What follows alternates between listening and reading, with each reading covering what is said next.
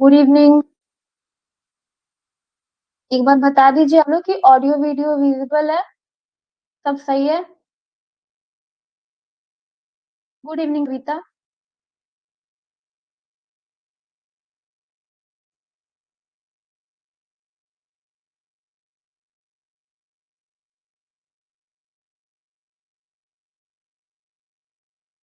चलो बढ़िया,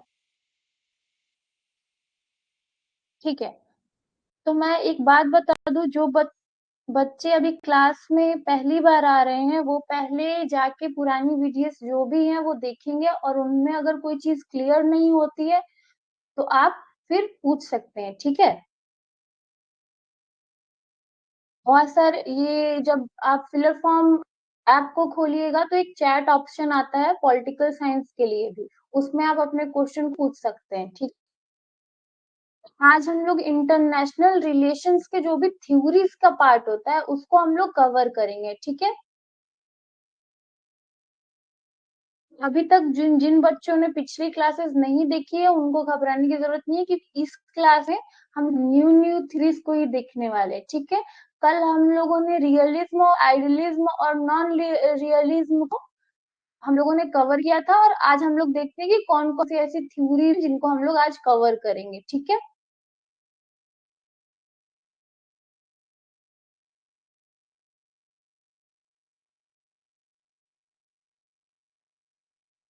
विपिन, ये तो आपको सर से पूछना पड़ेगा, एक बार आप सर से क्लियर कर लीजिएगा, ठीक है। वो आपको सारी इन्फॉर्मेशन दे देंगे, आज आप पूछ लीजिएगा।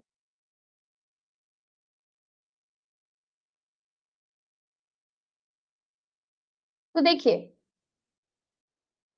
सबसे पहले मैं बता दूं कि जो आईआर से जितने भी क्वेश्चन आते हैं, मैंने कल भी बोला था कि थ्योरी से बहुत कम क्वेश्चन आते, थ्योरी से क्वेश्चन ही नहीं आता, ठीक है, क्योंकि हम सबने इनके बारे में पढ़ लिया है ऑलरेडी। क्वेश्चन कहाँ से आते हैं? कॉन्सेप्ट से आते हैं, ठीक है। इसके बाद वाली जो भी कॉन्सेप्ट वाली क्लास लगेगी वो बहुत इंपॉर्टेंट है, बट एज ए ये हमारा सब्जेक्ट का क्या है, सिलेबस है, तो हम लोग को इसको कवर करना जरूरी है, ठीक है। तो देखिए, आइडियलिज्म हम लोग पढ़ चुके हैं, रियलिज्म पढ़ चुके हैं, नॉन रियलिज्म पढ़ चुके हैं, ठीक है। ये पुराने जो कल की क्लासेस थी उसमें, पिछले क्लासेस में आपको मिल जाएगा।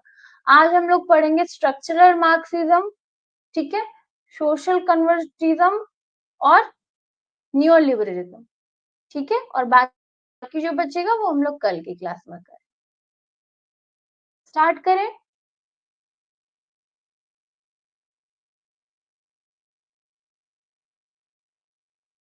कल मैंने एक क्वेश्चन पूछा था, ठीक है, कि आप बताइए स्ट्रक्चरल मार्क्सिज्म से आप क्या समझते हैं कि मार्क्स, कार्ल मार्क्स, कैसे उनकी थ्योरीज को इंटरनेशनल रिलेशन से जोड़ा जाता है। अब थोड़ा सा दिमाग लगाइए, कार्ल मार्क्स ने पढ़ा है, कल भी मैंने बताया था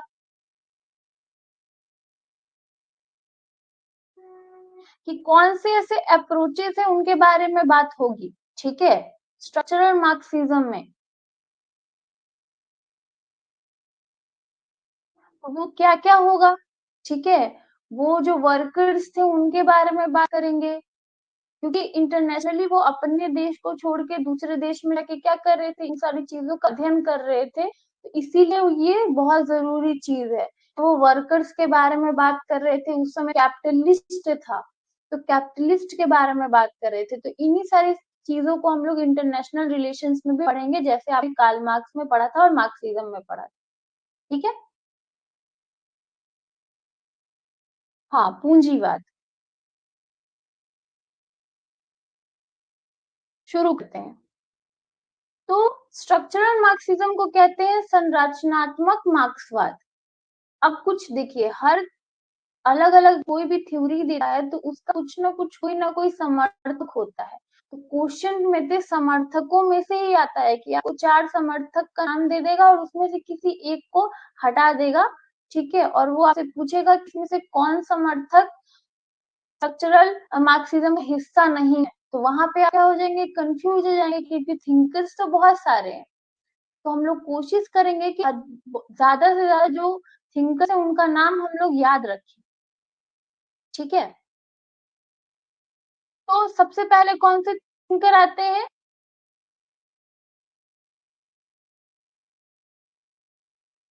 इमानुएल, ठीक है,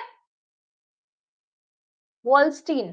उसके बाद आते हैं जोआइन अरिडी और समीर अमीन।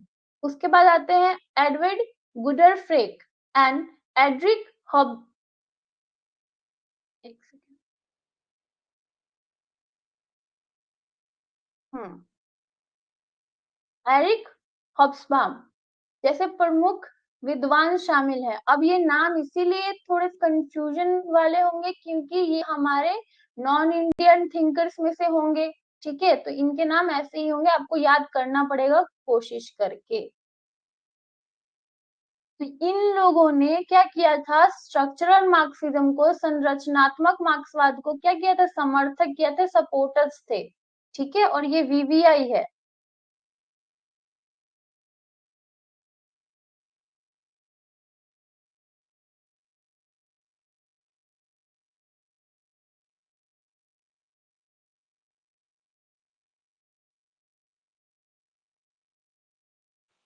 उसके बाद देखिए, वे मार्क्सवाद सिद्धांत के माध्यम से वैश्विक राजनीति और आर्थिक संरचनाओं को विश्लेषण करने की प्रेरणा करते हैं, जिसमें साम्राज्यवाद, आश्रितता और असमान विकास जैसे मुद्दे पर ध्यान केंद्रित होता है। अब देखिए, सबसे पहले मैंने बताया था आप कि ये क्या करते हैं, मार्क्सवादी क्या होंगे, ठीक है? मार्क्सवादी क्या करेंगे, सबसे पहले तो ये असमानता पे बात करेंगे कि विकास पे बात करेंगे कि जो भी असमान चीजें हैं उनको क्या किया जाए, इक्वल किया जाए, उसके बाद उसको डेवलप किया जाए, ठीक है? ये मार्क्सवादी विचारधारा है। तो इन्हीं सिद्धांतों के माध्यम से क्या होता है कि ग्लोबल पॉलिटिकल और इकोनॉमिकल जो भी स्ट्रक्चर होता है उसके प्रिंसिपल की बात करता है, ठीक है? जिसे साम्राज्यवाद आ जाता है, आश्रिता आ जाता है और असमान विकास आ जाता है, जैसे मुद्दों पे इस केंद्रित किया जाता है कि क्या करना है, इक्वल डेवलपमेंट को उसके करना है, डेवलप करना है, डिपेंडेंसी जो भी होती है किसी पे आप आश्रित ना रहो। वर्कर्स जो होते थे वो क्या होते थे, जो कैपिटलिस्ट होते थे उन पे आश्रित होते थे, हम लोगों ने यह पढ़ा था, सबको याद है ये?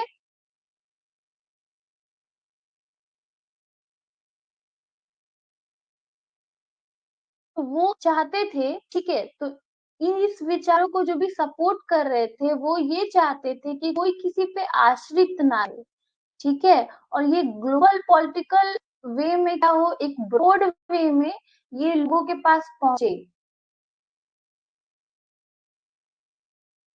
हाँ, उसके बाद देखिए, अंतरराष्ट्रीय संबंधों में संरचनात्मक मार्क्सवाद मार्क्सवादी सिद्धांतों का उपयोग करता है। मैंने अभी बताया, जाहिर सी बात है, इसका नाम ही क्या है, संरचनात्मक मार्क्सवाद। तो ये क्या करेगा, मार्क्सवाद सिद्धांत का ये उपयोग करेगा। क्यों उपयोग करेगा, कि ये ग्लोबल पॉलिटिकल और इकोनॉमिक सिस्टम चाहता था, ठीक है? और इकोनॉमिक सिस्टम ये क्यों चाहता था, आर्थिक प्रणाली क्यों चाहता था, क्योंकि ये देख रहा था कि कैपिटलिस्ट के पास क्या हो जा रही है, जब पावर आ जा रहा है तो वो क्या कर रहा है, लोगों का शोषण कर रहा है, ठीक है? तो एक तरह से वो चाहते थे कि सब लोगों में इक्वली क्या हो, वो लोग या तो पॉलिटिकल भी इक्वल हो और आर्थिक तौर पे भी इक्वल, इकोनॉमिकल भी हो, इक्वल हो। और इन सब के बारे में हम लोग पहले भी पढ़ चुके हैं। जो अगर कोई बच्चा को कुछ भी नहीं आता है मार्क्स के बारे में, कार्ल मार्क्स के बारे में, थोड़ा बहुत भी कार्ल मार्क्स के बारे में पढ़ा होगा, तो यही है कार्ल मार्क्स की थ्योरी में कि उन्होंने इन सारी चीजों पे बहुत बात की है, वर्कर पे, अनइक्वालिटी पे, शोषण हो रहा है उस पे, ठीक है। In international relation structure, Marxism Marxist principles to analyze the global political and economic system.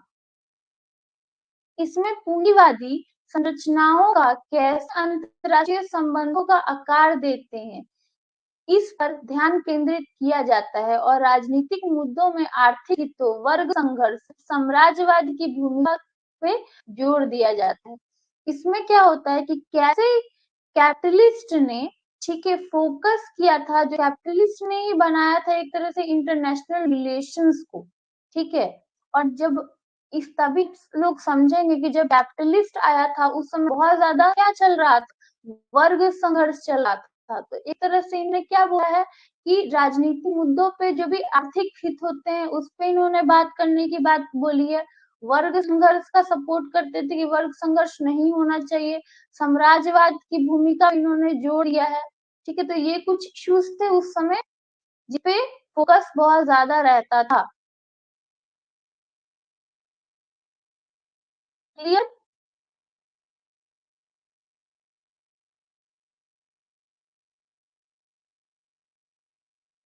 Clear है? फटाफट बताइए।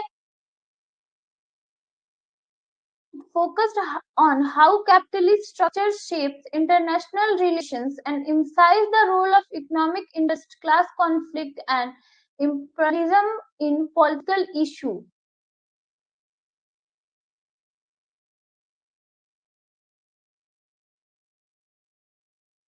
गुड। अब देखिए आगे चलते हैं, ठीक है। संरचनात्मक मार्क्सवादी विश्व के विकासशील और विकास के देशों के बीच असमानता को बनाए रखने वाली वैश्विक पूंजीवादी प्रणाली का समर्थन करते हैं। अब इन्होंने क्या बोला है कि वो क्या चाहते थे, एक तो चाहते थे, सबसे पहले क्या चाहते थे, विकासशील देश होना चाहिए, ठीक है, विकास करना चाहिए देश।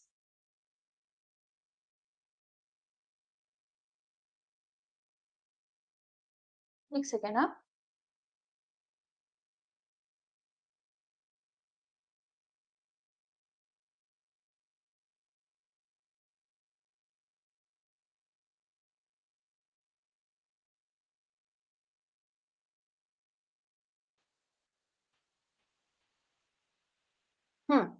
देखिए इसमें ये बोल रहा है कि जो स्ट्रक्चर मार्क्सिज्म था, संरचनात्मक मार्क्सवादी थे, ये क्या कर रहे थे कि ये असमानता चाहते थे, जो विकासशील डेवलप्ड कंट्री है, ठीक है, और जो डेवलपिंग कंट्री है, इन दोनों के बीच में क्या चाहती थी, असमानता चाहती थी कि इसी की वजह से क्या होता था, कहीं ना कहीं शोषण होता था, ठीक है।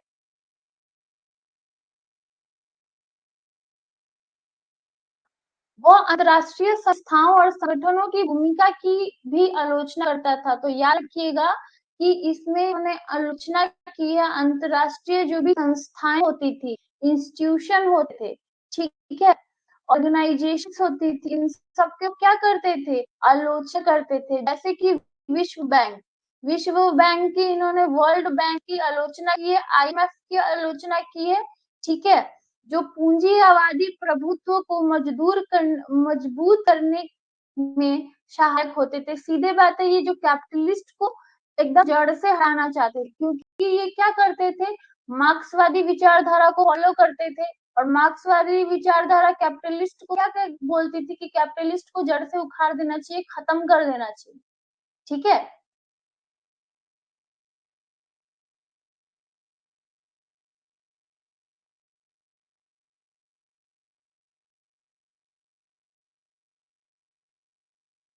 अब पॉइंट्स के तहत पे हम लोग थोड़ा सा इसको अच्छे से पढ़ते हैं। पूंजीवादी संरचनाएं, कैपिटलिस्ट स्ट्रक्चर, सबसे पहले पूंजीवाद के बारे में बात हो रही है, ठीक है। इसमें संरचनात्मक मार्क्सवादी अंतरराष्ट्रीय संबंधों का विश्लेषण पूंजीवादी संरचनाओं की दृष्टि से करते हैं, जैसे कि आर्थिक प्रणाली वैश्विक राजनीति को कैसे आकार देते। इसमें आप याद रखिएगा कि जो कैपिटलिस्ट ने ये क्या किया था, ग्लोबल पॉलिटिक्स को इंटरनेशनल स्तर पे, एक बात बताइए, कैपिटलिस्ट से क्या आया था, बहुत सारी इंडस्ट्रीज आए थे, व्यापार आया था, ठीक है। और व्यापार की ही वजह से एक कंट्री दूसरी कंट्री से अभी भी कनेक्ट होती है और उस समय भी कनेक्ट हो रही थी, ठीक है। तो ये कुछ कारण थे कि कैपिटलिस्ट की वजह से क्या हुआ था कि जो इकोनॉमिक सिस्टम शिफ्ट ग्लोबली क्या कर रहा था, बढ़ रहा था। ये क्लियर हुआ?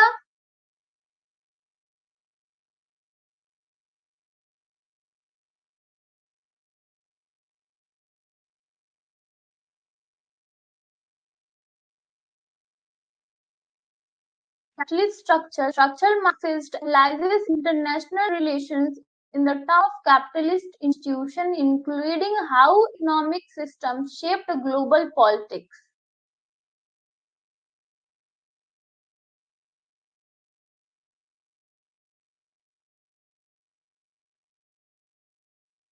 और इसीलिए पूंजीवाद की वजह से इन्होंने वर्कर्स के वहां पे जो शोषण हो रहा है जिन लोगों पे, उन पे बहुत ज्यादा फोकस की, ठीक है। वर्ग संघर्ष, अब मैंने बताया कि वर्ग संघर्ष की बात ये करते थे, तो वर्ग संघर्ष क्लास कॉन्फ्लिक्ट पे ये क्या बात करते हैं, उन्होंने अंतरराष्ट्रीय मामलों में वर्ग संघर्ष की भूमिका को हाईलाइट किया, ठीक है। एक तो पहले उन्होंने क्या किया था कि वो देख रहे थे कि कैपिटलिस्ट की वजह से क्या हो रहा है कि जो वर्ग संघर्ष बहुत ज्यादा हो रहा है, तो उन्होंने अंतरराष्ट्रीय स्तर पे जाके क्या किया था, वर्ग संघर्ष के बारे में विचारधारा बनाई थी, उनके बारे में बात की थी। उसके बाद क्या था, जो बुजुर्गवा लोग थे, जिसमें बुजुर्गवा के हित में वैश्विक राजनीति में प्रमुख होते हैं, अक्सर प्रोलेटेरिएट चिन्ह चेतावनी के खिलाफ, ठीक है। अब इसमें दो तरह के हम लोगों ने देखे थे, एक तो हैव होते हैं और हैव नॉट होते हैं। अब दोनों का नाम बताइए कि क्या बोला जाता है उसको। हैव्स को क्या कार्ल मार्क्स बोलते थे और हैव नॉट को क्या कार्ल मार्क्स बोलते थे? फटाफट कमेंट कीजिए, हर बच्चे को पता होगा, मैंने बार बार बताया है।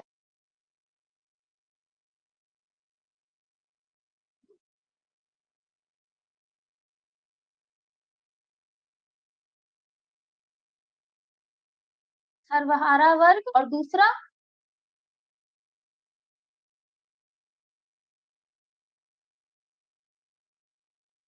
हाँ, जुड़वा वर्ग। तो दो तरह के वर्ग होते थे, तो इन्होंने यही बोला कि जो बुजुर्गा वर्ग है उनके हित में ही बात हो रही है, ठीक है।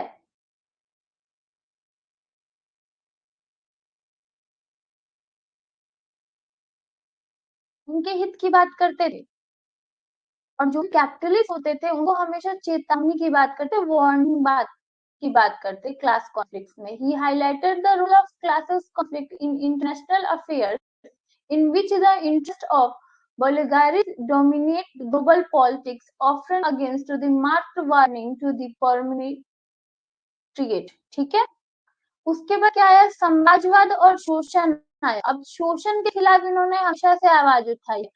अब साम्राज्यवाद के बारे में इनका क्या विचार था उसके बारे में हम लोग पढ़ेंगे।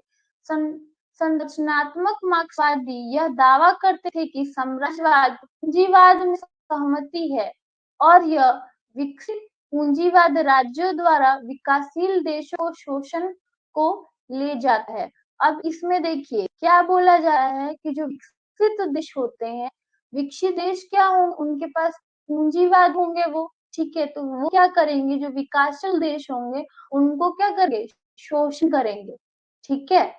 और साथ में इन्होंने ये बोला कि साम्राज्यवाद से सहमत करते थे, जो पूंजीवाद साम्राज्यवाद होते थे वो पूंजीवाद भी सहमत करते थे, ठीक है। इसीलिए इन्होंने साम्राज्यवाद को कभी भी नकारा है।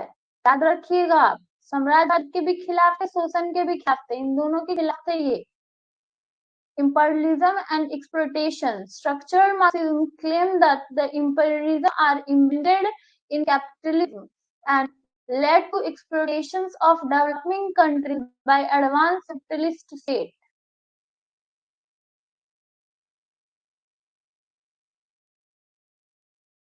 अब आया डिपेंडेंसी थ्योरी, ठीक है।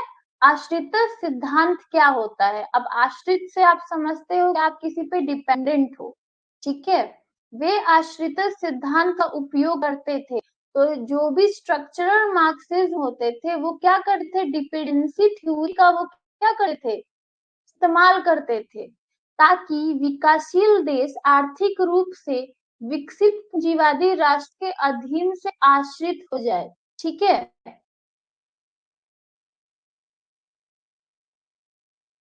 They are dependency theories so that developing country become subordinate and dependent on economically developed capitalist nation। ये की बात कर रहे हैं कि आश्रित को कहीं ना कहीं बढ़ावा देते थे, क्योंकि क्या होता है, दो तरह के कंट्रीज होते हैं। एक तो वो होते हैं कि जो डेवलप्ड हो रहे हैं, ठीक है, और एक होते हैं कि डेवलपिंग कंट्री होते हैं, एक डेवलप्ड हो चुके होते हैं, ठीक है।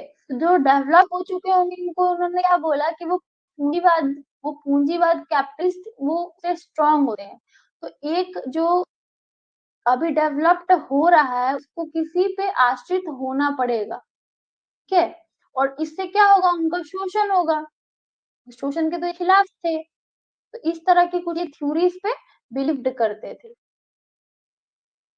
अब आया अंतरराष्ट्रीय संस्थाओं का आलोचना। इन्होंने क्रिटिसिज्म क्या है? इंटरनेशनल इंस्टीट्यूशन को, ठीक है। अब मैंने ये चीज आपको पहले भी बताई थी और ये फिर से वही चीज बोल रहा है कि जो भी संरचनात्मक मार्क्सवादी अंतरराष्ट्रीय संस्थाओं और संगठनों जैसे कि विश्व बैंक, IMF की आलोचना करते हैं और पूंजीवादी प्रभुत्व को जारी रखने सहायक होते हैं, वो वैश्विक प्रणाली के असमानता को पूर्ण प्राथमिकता देते हैं, ठीक है। असमानता को वो प्राथमिकता देते थे क्योंकि वो चाहते थे कि डिपेंडेंसी बनी रहे, ठीक है, लोग आश्रित रहे।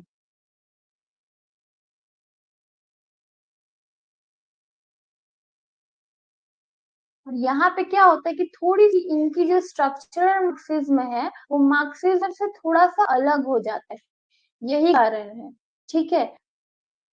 वो कारण क्या है कि सबसे पहले क्या होता था कि कार्ल मार्क्स चाहते थे कि कोई किसी पे डिपेंडेंट ना रहे, लेकिन वहीं स्ट्रक्चरल मार्क्सिज्म पे डिपेंडेंसी थ्योरी को क्या किया जाता है? सहयोग किया जाता है। क्यों? क्योंकि एक देश क्या है, पहले से ही विकसित हो चुकी है, ठीक है, और एक विकासशील भी विकसित हो रही है। तो उसको अपने फायदे के लिए या फिर बढ़ोतरी के लिए उस देश पे क्या होना चाहिए? डिपेंड होना चाहिए, ठीक है। और इससे क्या होगी? शोषण की संभावना बनेगी, लेकिन फिर भी इन्होंने बोला है कि इन्होंने डिपेंडेंसी थ्योरी को सहयोग किया है। ये एक अलग पॉइंट हो गया, ठीक है, कार्ल मार्क्स से। अब आप ही बताइए, कार्ल मार्क्स इस थ्योरी के पक्ष पे थे, आश्रित सिद्धांत के? कमेंट कीजिए।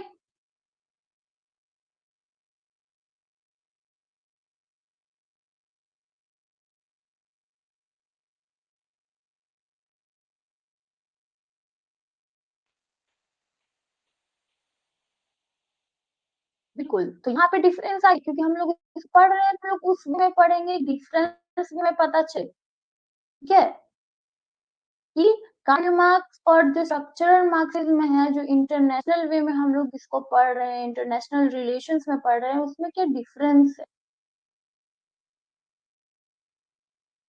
अब वैश्विक वर्ग गतिविधि, ग्लोबल क्लासेस एक्टिविटी के राजनीतिक विवादों, गठबंधनों और राज्यों के बीच गतिविधियों का विश्लेषण करने में वैश्विक वर्ग गतिविधियों को समझने का महत्व पर जोर देता है। मैंने अभी बताया कि ये ग्लोबल क्लासेस एक्टिविटी बहुत ज्यादा जोर देते थे, ठीक है। और ये क्यों जोड़ते थे? क्योंकि ये स्टेट और पावर जो भी मूवमेंट्स होते हैं उनके बीच में क्या रिलेशंस बनाना चाहते थे, ठीक है, समझना चाहते थे कि क्या चीज होती है। पावर की बात हो रही है कि कोई राज्य है तो शक्ति की बात होगी ही ना।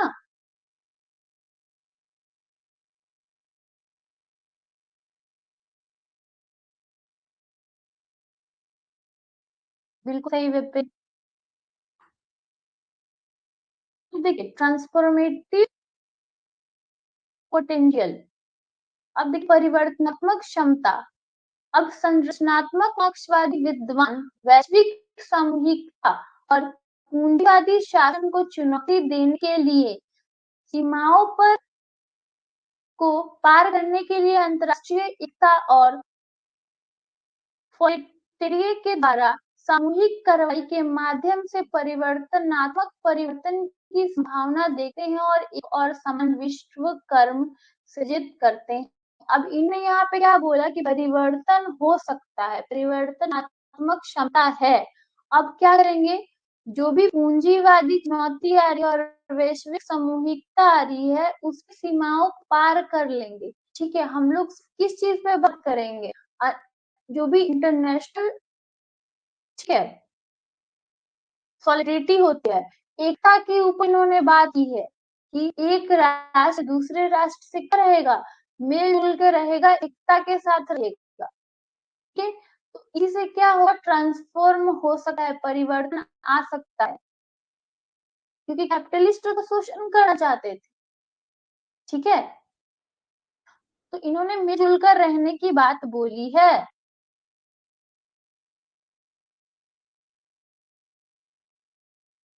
ये क्लियर हुआ?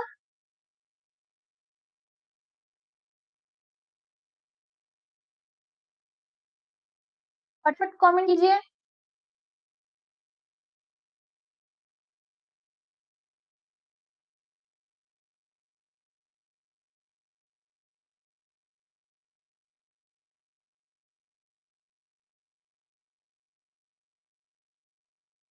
गुड। अब एक आता है न्यू लिबरलिज्म। ठीक है,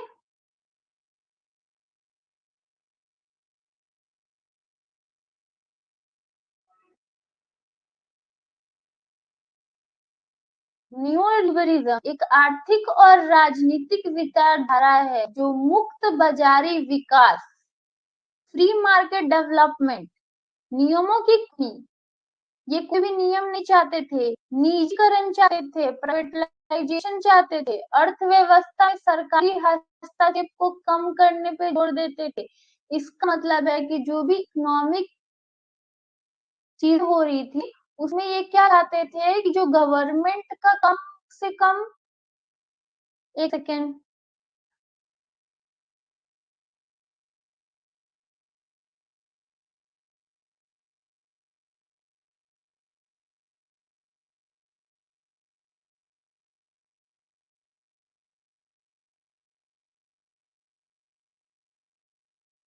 चलिए, क्लियर है ये?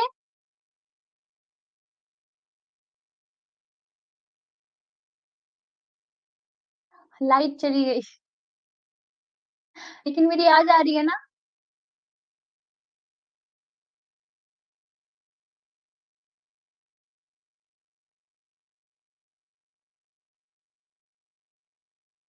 एक बार बता दीजिए आप लोग, फिर हम लोग स्टार्ट करेंगे। हाँ, गुड। तो मैंने ये बोला कि अब क्या चीजें न्यू लिबरलिज्म में सपोर्ट कर रहे थे वो लोग। सबसे पहली चीज क्या थी कि मुक्त बाजार विकास चाहते थे, फ्री मार्केट डेवलपमेंट चाहते थे। दूसरा क्या चाहते थे कि कोई भी नियम ना हो, नियमों की कमी हो। ठीक है, अब इन्होंने 100% खत्म होने की बात नहीं की है, कमी की बात की है। उसके बाद आता है निजीकरण, प्राइवेटाइजेशन की बात इन्होंने की है, प्राइवेटाइजेशन का सपोर्ट करते थे, है ना। उसके बाद अर्थव्यवस्था में कोई भी जो इकोनॉमिक चीजें हो रही थी उसमें सरकार का जो भी हस्तक्षेप वो कितना होना चाहिए, कम होना चाहिए। तो ये सब चीजें अगर आप इतना भी याद रखते हैं तो आप, एक तो सबसे पहले थ्योरी कम क्वेश्चन आता है, अगर क्वेश्चन भी आएगा तो आप आराम से बना सकते हो कि यही आएगा कि कौन फ्री मार्केट डेवलपमेंट इस न्यू लिबरलिज्म का पार्ट है या नहीं है। ठीक है, तो वो आराम से आप बता देंगे। उसके बाद आया कि अब इसका समर्थन व्यक्तिगत स्वतंत्रता, व्यापार की मुक्ति। अब देखिए, व्यक्तिगत स्वतंत्रता की बात इसलिए करता है क्योंकि सबसे पहले यह सरकार की हस्तक्षेप नहीं चाहता, कम हस्तक्षेप चाहता है। तो जाहिर सी बात है, इसका मतलब जो इंडिविजुअल फ्रीडम पे ये बात करता है। अब दूसरा चीज है व्यापार की मुक्तता। इस पे क्या है, फ्री ट्रेड की ये बात कर रहा है, ठीक है। अभी मैंने बताया कि ये इकोनॉमिकल वे में ये क्या चाहते हैं, एक तो सबसे पहले ये फ्री मार्केट चाहते हैं, और उसके बाद इकोनॉमिकल वे में ये गवर्नमेंट का हस्तक्षेप नहीं चाहते, तो ये दोनों की वजह से फ्री ट्रेड होगा। उसके बाद ये बोल रहे हैं सामाजिक सेवाओं और कल्याणकारी कार्यक्रमों में सरकारी हस्तक्षेप को सीमित करने को इन्होंने बोला। जो वेलफेयर प्रोग्राम होते हैं, जो सोशल सर्विस होती है, उनमें भी जो गवर्नमेंट का इंटरफेरेंस होता है बहुत कम हो, ठीक है, सीमित हो। एक तरह से आप समझ सकते हैं कि ये लोग इंडिविजुअल पे बहुत ज्यादा फोकस करते हैं, गवर्नमेंट पे नहीं,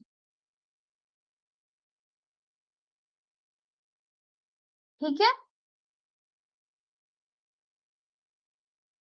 supports individual freedom, free trade, and limiting government interference in social service and welfare programs. अब आते हैं, बहुत सारे ऐसे थिंकर्स होंगे जो न्यू लिबरलिज्म को सपोर्ट करेंगे, ठीक है। तो उनके बारे में हम थोड़ा सा पढ़ते हैं, क्योंकि फिर उन्होंने बहुत सारे डिफिनेशन भी दिए होंगे, हम उनको पढ़ेंगे। तो एक आते हैं, ये इसका इंग्लिश नहीं है, ठीक है। फ्रेडरिक हाइरेक।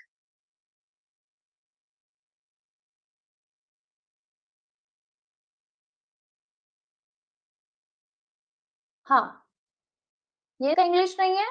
एक आते हैं फ्रेडरिक हाइरेक। हाइरेक, तो इन्होंने क्या बोला, क्लासिकल लिबरलिज्म और मुक्त बाजारी विकास की रक्षा के लिए प्रसिद्ध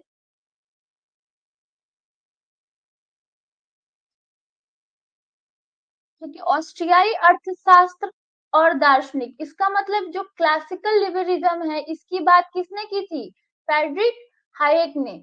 और मुक्त बाजार विकास पे की रक्षा करने के लिए भी इन्होंने जोर दिया है, ठीक है।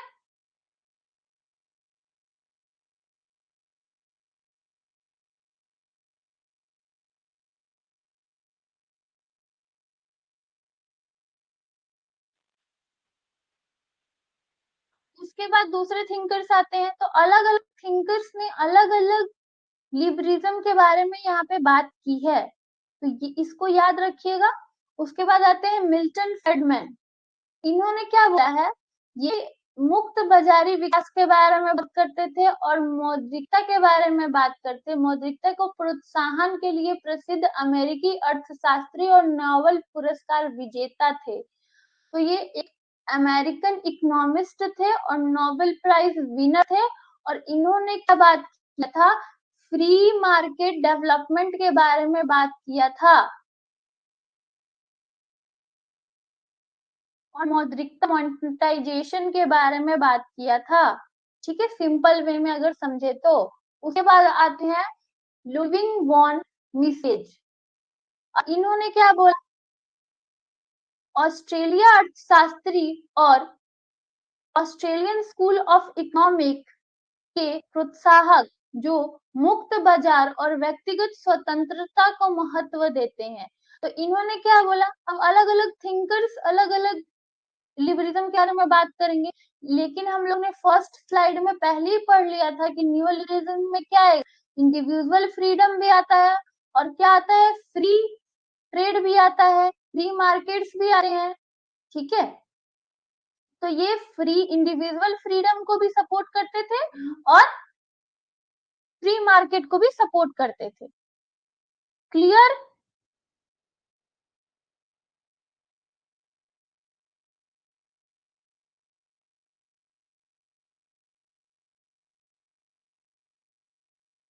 फटाफट बताइए, क्लियर है ये?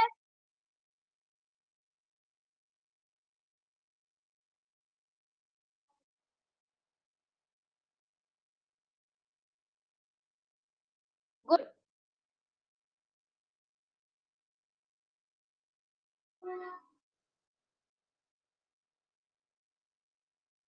चलिए, अब देखिए एक और थिंकर आते हैं, रोनाल्ड रिग्न। अब इन्होंने क्या बोला, नॉट ए फिलोसफर और economics himself but Region policy of US president in 1980 were influenced by non-liberal ideas. तो ये क्या थे? जो नॉन लिबरलिज्म था, इससे ये बहुत ज्यादा प्रभावित थे, और ये ना ही कोई फिलोसफर है और ना ही कोई इकोनॉमिक्स है, अर्थशास्त्री है, ठीक है। लेकिन 1980 के दशक में ये यूएसए में प्रेसिडेंट रह चुके हैं। तो ये किसी से इन्फ्लुएंस्ड है? न्यू लिबरलिज्म से। न्यू लिबरल जो भी आइडियाज होते हैं उससे बहुत ज्यादा ये इन्फ्लुएंस थे, क्योंकि कहीं ना कहीं इनको लग रहा था, बिल्कुल आ गई है, कहीं ना कहीं इनको लग रहा था कि जो डेवलपमेंट है, ठीक है, वो इससे भी हो सकती है। एक इंडिविजुअल की एक अपनी पर्सनालिटी होती है ना। गवर्नमेंट को कम से कम हस्तक्षेप करना चाहिए, क्योंकि वो जो व्यक्ति है वो भी अपने आप को डेवलप करने की कोशिश करेगा। उसके बाद एक थिंकर आए हैं, ठीक है, मार्गरेट। अब ये बहुत इंपॉर्टेंट थिंकर है, याद रखिएगा आप। इनका नाम आपने हमेशा सुना होगा, जो बच्चे भी पढ़ते हैं ये विजय, आपने नाम सुना होगा। Former Prime Minister of United Kingdom who implemented neoliberal policies included privatization and deregulation। इन्होंने क्या बोला था? एक तो सबसे पहले ये प्राइम मिनिस्टर है यूनाइटेड किंगडम के, इन्होंने इम्प्लीमेंट किया था, ठीक है, नौ उदारवाद को और उनकी पॉलिसीज को, ठीक है, और साथ में इन्होंने प्राइवेटाइजेशन को इंक्लूड किया था। तो ये बहुत बड़े एक पॉइंट है, याद रखिएगा। यहाँ तक क्लियर है? अब देखिए, अब ये इसको कहानियों की तरह आप याद नहीं कर सकते, ये मुझे भी पता है, अभी आपको समझ में आ गया होगा, लेकिन कल आप भूल जाएंगे, तो इसीलिए वो रट्टा मारना पड़ेगा। क्योंकि मैं यहाँ अगर 5 बार भी उनका नाम ले लेती हूँ ना, फिर भी आपको नहीं याद हो, ठीक है। 1-2 बार आपको नोट बनाने पड़ेंगे, उसको याद करना पड़ेगा, क्योंकि थिंकर्स बहुत ज्यादा हो गए। आप खुद बताइए कि अब तक आप लोगों ने जितने भी क्लासेस किए हैं, कितने थिंकर्स के नाम आप लोगों ने सुन लिए होंगे?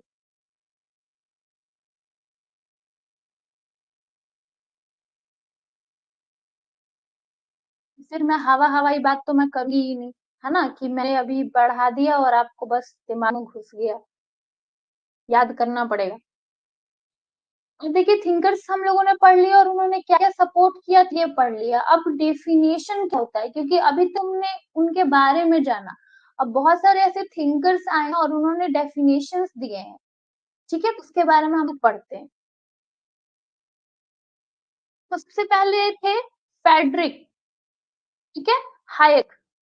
तो हायक के अनुसार न्यूलिबरलिज्म एक आर्थिक और राजनीतिक दर्शन है। तो न्यूलिबरलिज्म उनके तहत पे क्या है? एक आर्थिक और राजनीतिक दर्शन है जो अर्थव्यवस्था में सरकारी हस्तक्षेप को न्यूनतम करने की प्रेरणा देता है। सरकारी हस्तक्षेप क्या हो? सीमित हो।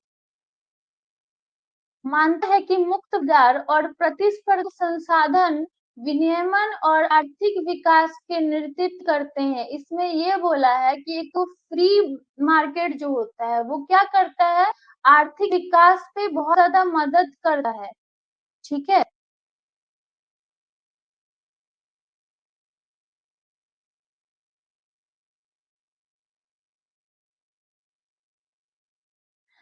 देखिए, अब ये कुछ नहीं कर सकते, मैंने पढ़ा, आपने पढ़ा, आप जिन पढ़ाओगे as a assistant professor, professor, आपको भी यही नाम पढ़ाने पड़ेंगे, ठीक है। वो भी बच्चे आपसे पूछेंगे कि हमको तो समझ में आ नहीं रहा या फिर याद हो नहीं रहा, ठीक है। क्योंकि क्या होगा, जब आपसे लगातार, अच्छा, इतना आप लोगों ने पढ़ लिया, ठीक है, कल को अपनी ही किसी दोस्त से या फिर भाई बहन से बोलना कि मेरे को ये 4 थिंकर्स के नाम इसमें से कोई भी पूछ लो, मुझे उसके बारे में बताना है, ठीक है। मतलब नहीं बता पाएंगे आप, ऐसे है। तो यही चीज क्रैक करनी है कि हम लोग को हर थिंकर्स के बारे में कम से कम एटलीस्ट समझ में आए, उनके बारे में पता हो, ठीक है, कि वो किसके सपोर्टर्स थे, उन्होंने क्या चीज़ बोली है। क्योंकि एग्ज़ाम्स में फिर सब पढ़ाने के बाद भी कन्फ्यूज़न क्रिएट होगा और आप मार्क्स नहीं ला पाएँगे।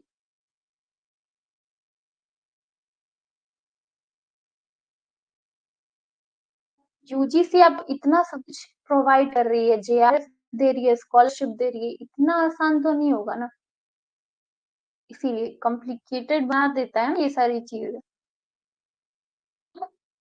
मिल्टन फ्रेडमैन आते हैं, इन्होंने क्या बोला? तो फ्रेडमैन न्यूलिबरलिज्म एक ऐसा विश्वास के रूप में परिभाषित करते हैं जो स्वतंत्र बाजारों को समृद्धि और स्वतंत्रता को का उत्पादन मानते हैं। अब इन्होंने क्या बोला कि जो न्यूलिबरलिज्म है वो क्या है? ऐसा विश्वास है, बिलीव है, जिसमें फ्री मार्केट को जो प्रोडक्टिविटी और जो स्वतंत्रता क्या करते हैं लोग, उत्पादन करते हैं। एक तो पहले फ्री मार्केट करते हैं, उसके बाद से जो प्रोडक्टिविटी आती है, उत्पादन आती है, वो भी क्या होता है? फ्री, एकदम किसी तरह का दबाव नहीं होता। उन्होंने व्यक्तिगत चयन के महत्व और आर्थिक और सामाजिक क्षेत्रों में सरकारी हस्तक्षेप की सीमा को उचित मानते हुए बताया है। अब इन्होंने एक चीज ऐड कर दिया, अभी तक जितने अभी दो थिंकर्स के नाम जितने भी हम लोग पढ़े हैं, इन्होंने आर्थिक हस्तक्षेप की बात की है, लेकिन अभी इन्होंने क्या जोड़ दिया? आर्थिक और सामाजिक हस्तक्षेप के बारे में इन्होंने बात की कि सरकारी जो भी ऑर्गेनाइजेशन है वो क्या करेंगी? सीमित हस्तक्षेप करेंगी।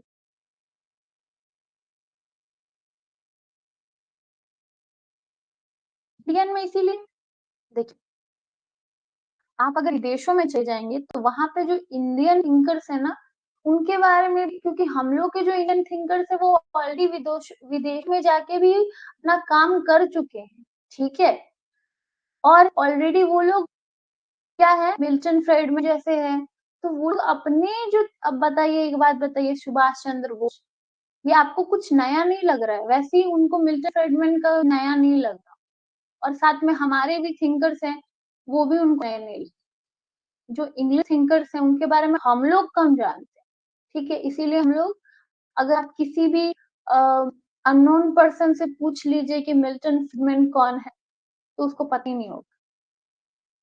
तो ये सारी चीजें, परेशानियां यहाँ पे आती है।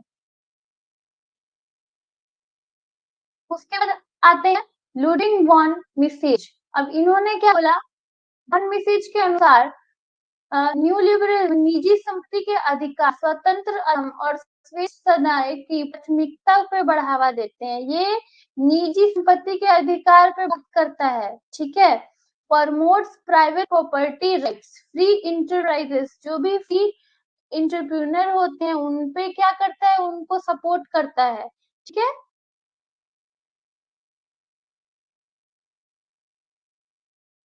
थिंकर्स में यही थे जिन्होंने डेफिनेशंस दी थी। यहाँ तक कंप्लीट हो गया? फटाफट बताइए, क्लियर है?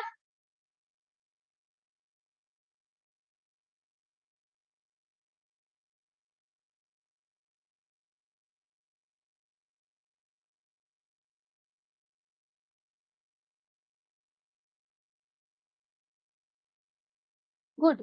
अब हम लोग लास्ट अपने टॉपिक पर जाते हैं, सोशल कन्वर्टिज्म, ठीक है, कि ये क्या होता है।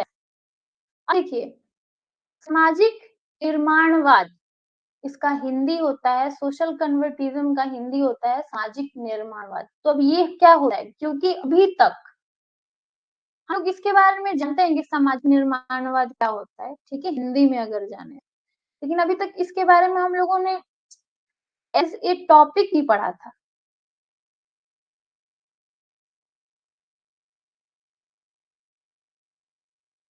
लास्ट पीपीटी कौन सी पीपीटी? खाली ब्लैंक पीपीटी? इसके पहले वाली?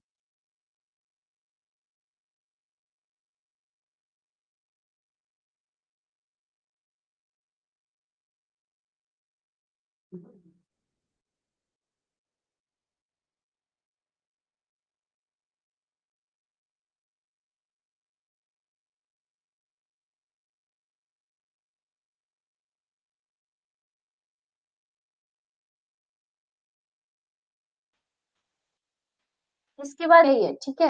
तो ये क्या है, सामाजिक निर्माणवाद क्या है? तो अंतरराष्ट्रीय संबंधों में सामाजिक निर्माणवाद यह सिद्ध करता है कि राज्यों के व्यवहार और उनके अंतरराष्ट्रीय आदान प्रदान को उनकी सामाजिक मान्यताओं, पहचान और विचारों के आधार पर समझना चाहिए। ये एक आसान सा थ्योरी है, ठीक है, टॉपिक है, जिसमें ये बोला जा रहा है कि जो भी राज्यों का आदान प्रदान होता है, ठीक है, अंतरराष्ट्रीय स्तर पे हो, तो उसमें क्या होता है कि हर चीज को मान्यता देनी चाहिए। जैसे कि सामाजिक मान्यता होती है, पहचान होते हैं, और विचारों के आधार पर समझना चाहिए कि उनको किस चीज की जरूरत है। जैसे मान लीजिए कल्चर होता है, बिलीव्स होता है, वो डिफरेंट डिफरेंट होते हैं अलग अलग कंट्रीज के। तो उसके हिसाब से क्या करना चाहिए, हम लोग को इंटरनेशनल रिलेशंस रखना चाहिए, व्यवहार रखना चाहिए, बिहेवियर रखना चाहिए। ठीक है, ये क्लियर है, आसान है।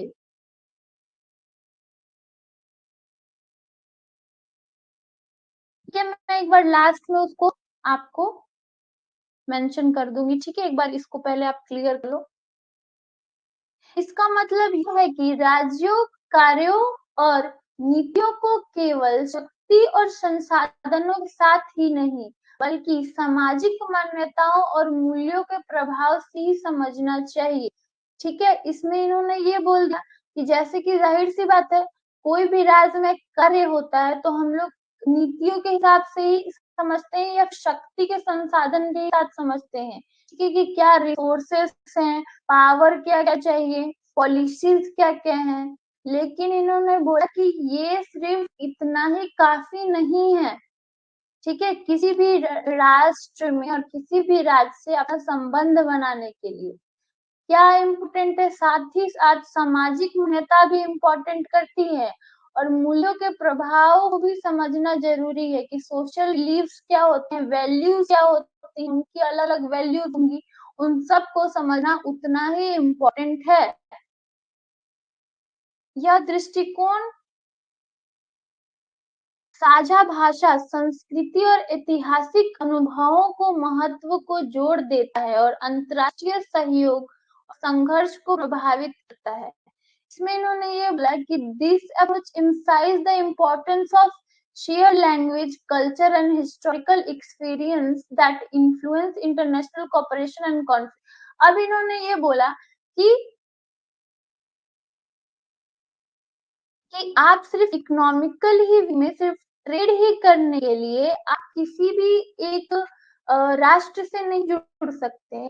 आपको अगर जुड़ना है तो आप भाषा के भी आधार पे जुड़िए, संस्कृति के भी आधार पे जुड़िए, और जो भी ऐतिहासिक अनुभव रहे हैं उसके भी आधार पे आप क्या करें, भी संघर्ष रहे उनके आधार पे भी आप एक दूसरे से कनेक्टेड हो जाइए। ठीक है, अब इसको एक एग्जाम्पल के तौर पे हम लोग समझते हैं। अंतरराष्ट्रीय संबंधों में सामाजिक निर्माणवाद यह सुझाव देता है कि देशों के बीच में संघर्ष और आचरण केवल शक्ति और संसाधनों के साथ ही नहीं, बल्कि सामाजिक रचनाओं, विचार, पहचान और ऐतिहासिक कथाओं के द्वारा भी प्रभावित होते हैं। ठीक है, जो भी देशों के बीच में संघर्ष होते हैं वो भी क्या होते हैं, कहीं ना कहीं हम लोग देखेंगे कि मान लीजिए कि हमारे हिस्ट्री में कहीं लिखा हुआ है कि हम लोग दूसरे कंट्री से बहुत ज्यादा द्वेष में रहे हैं, तो हमारे मन में भी वही विचार आ जाएगा कि वो जो कंट्री है वो हमारी क्या है, एंटी पार्टी में है, दुश्मन है। ठीक है, तो इस तरह के इन्होंने ये बोला कि इसीलिए जब आप किसी भी कंट्री से कनेक्ट होते हो तो आप सिर्फ इकोनॉमिकल वे में ना कनेक्ट होके सिर्फ अपना फायदा ना देख के आप पूरे तरह से जुड़ने की कोशिश करें, बिहेवियर थॉट पे। ठीक है, जो भी रिसोर्सेज होते हैं उनके थॉट पे, जो भी रचनाएं हैं, पहचान है, ऐतिहासिक है, कल्चर है, लैंग्वेज है, इन सब के दर पे आप क्या करें, एक दूसरे से जुड़े, क्योंकि ये भी क्या करती है, संघर्ष का कारण होती है और ये भी प्रभावित करती है उस सिचुएशन को।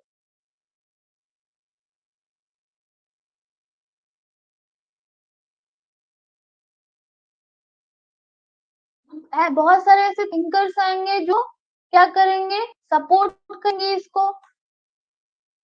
पहले थिंकर हैं अलेक्जेंडर वैन डिट।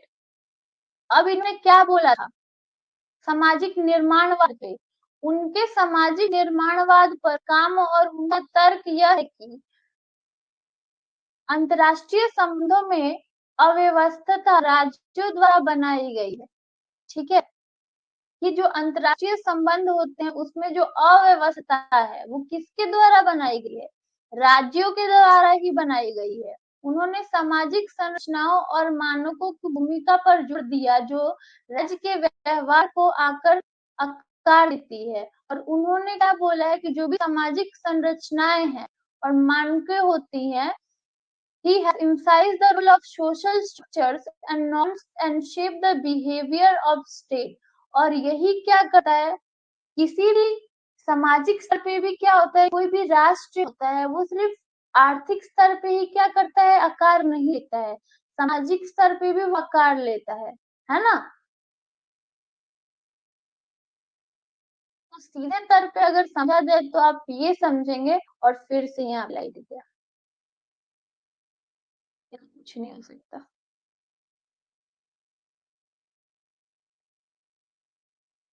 आज शायद कोई फेस्टिवल है ना, इसके वजह से यहाँ पे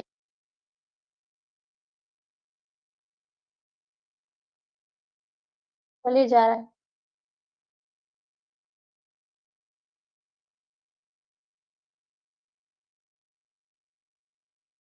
ठीक है, सामाजिक स्तर पे भी आप क्या करें कि एक दूसरे से जुड़े।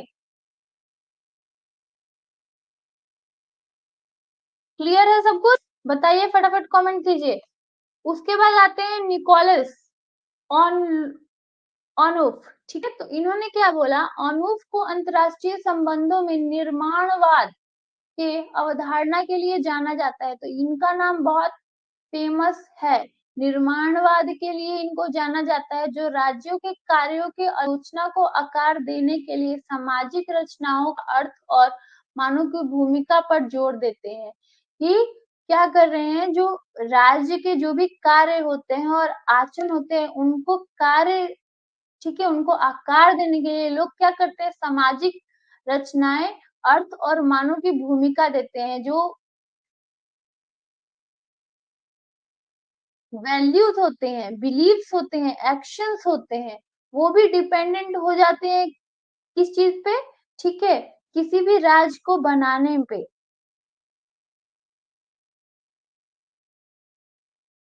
हाँ बिल्कुल, शायद इसी के वजह से बार बार कट रहा है, जबकि आज काटता नहीं है ईद पे। अब आए, ठीक है, मार्था फिनमोर, इन्होंने क्या बोला है, तो फिनमोर का काम मानकों और अंतरराष्ट्रीय संगठनों की भूमिका पर है। ठीक है, इन्होंने क्या बोला है कि ये इंटरनेशनल ऑर्गेनाइजेशंस पे बात करते हैं। इन्होंने क्या बोला है कि उन्होंने बताया है कि मानक सामाजिक रूप से निर्मित होते हैं और वे अंतरराष्ट्रीय क्षेत्र पे राज्यों के कार्य को कैसे प्रभावित करते हैं। इन्होंने बोला कि he explain the norms are socially constructed. जो भी नॉर्म्स होते हैं, ठीक है, मानक होते हैं, आप जिसको मानते हैं वो क्या होते हैं, वो सोशली पहले से ही कंस्ट्रक्टेड होते हैं, निर्मित होते हैं। और ये क्या करते हैं, ये अंतरराष्ट्रीय क्षेत्र पे कैसे प्रभावित करते हैं, इन्फ्लुएंस करते हैं स्टेट के एक्शन को इंटरनेशनल एरिना पे, इस पे ये लोग बात करते हैं। तो ये इनकी अपनी राय है।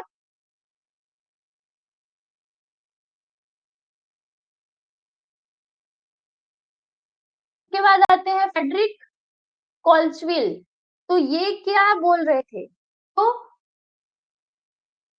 इनका काम ये था कि महत्वपूर्ण हिस्सा उनकी साझा मानकों और नियमों की समझ में है। उन्होंने राज्यों के व्यवहार को आकार देने के लिए सामाजिक अंतर्वार्ताओं और व्याख्यानों के महत्व पर जोर दिया। इन्होंने बोला जो भी सोशल इंटरेक्शंस होते हैं, इन्होंने सोशल इंटरेक्शन को इम्पोर्टेंट माना है। ठीक है, और discourses in shaping the behaviour of states को भी इन्होंने कहीं कहीं बोला है कि यही क्या करते हैं, राज्यों को आकार देते हैं। कहीं ना कहीं अगर हम लोग अगर मोटे मोटे तौर पे अगर इसको समझने की कोशिश करें तो हम लोग ये समझेंगे कि आर्थिक स्तर पे भी हम लोग को क्या करना है, कि किसी भी राज्य के बारे में हम लोगों को समझना चाहिए और सामाजिक स्तर पे भी समझना चाहिए। वो इतना ही इम्पोर्टेंट रखता है जितना आर्थिक रखता है। क्लियर?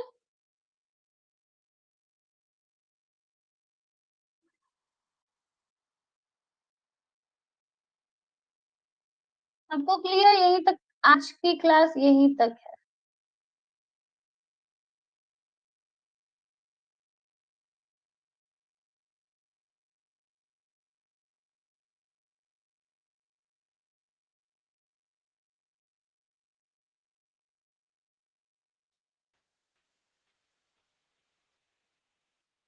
चलिए विपिन, आपने बोला था ना कि आपको लुडवी मॉन।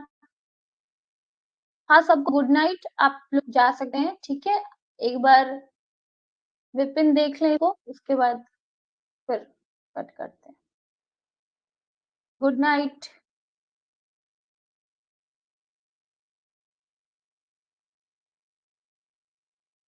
Good night Madhu. Good night Pranjali.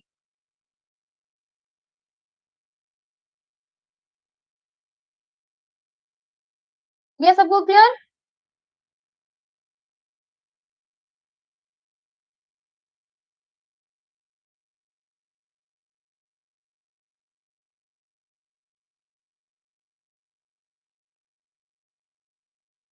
चलिए सबको गुड नाइट, शुभ रात्रि।